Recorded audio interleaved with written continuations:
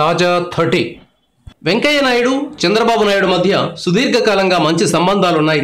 TDP BJP మధ్య 2 సార్లు పొత్తు కుదరడంలో వెంకయ్య కీలక పాత్ర పోషించారు. రాష్ట్రం విడిపోయిన తర్వాత ఆంధ్రప్రదేశ్కు కేంద్రం నుంచి రావాల్సిన వాటిని ఇప్పించడంలో కూడా వెంకయ్య చంద్రబాబుకు అండగా ఉన్నారు. బహుశా వెంకయ్య లేకపోయి ఉంటే చంద్రబాబుకు ఢిల్లీలో సినిమా కనిపించేదని చెప్పవచ్చు. అఫ్కోర్స్ ప్రత్యేక హోదా, రైల్వే జోన్ లాంటి ఎన్నో అంశాల్లో కేంద్రం మొండిచేయి చూపి ఉండొచ్చు. కానీ తీవ్రమైన ఆర్థిక లోటుతో మొదలైన ఏపీకి కేంద్రం నుంచి చాలా రకాలుగా సహాయం అవసరం వచ్చింది. విద్యా సంస్థలు కావచ్చు, ఇతర కార్యాలయాలు కావచ్చు, ఆంధ్రప్రదేశ్లో కార్యకలాపాలు మొదలు పెట్టడానికి వెంకయ్య చాలా సహాయం చేశారు. ఈ నేపథ్యంలోనే వెంకయ్య చంద్రబాబు పరస్పరం విమర్శలు చేసుకున్న సందర్భాలు లేవు. అలాంటిది ఇప్పుడు చంద్రబాబు వెంకయ్య నుంచి అనూహ్యమైన విమర్శను ఎదుర్కొన్నారు. ఇది అభివృద్ధికి సంబంధించినది కాదు, రాజకీయాలకు సంబంధించినది.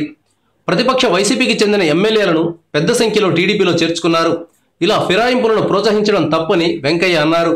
చంద్రబాబు పేరు చెప్పకుండానే ఆయన తప్పుబట్టారు. జగన్ మొదటి నుంచి చెప్తున్నది ఇదే.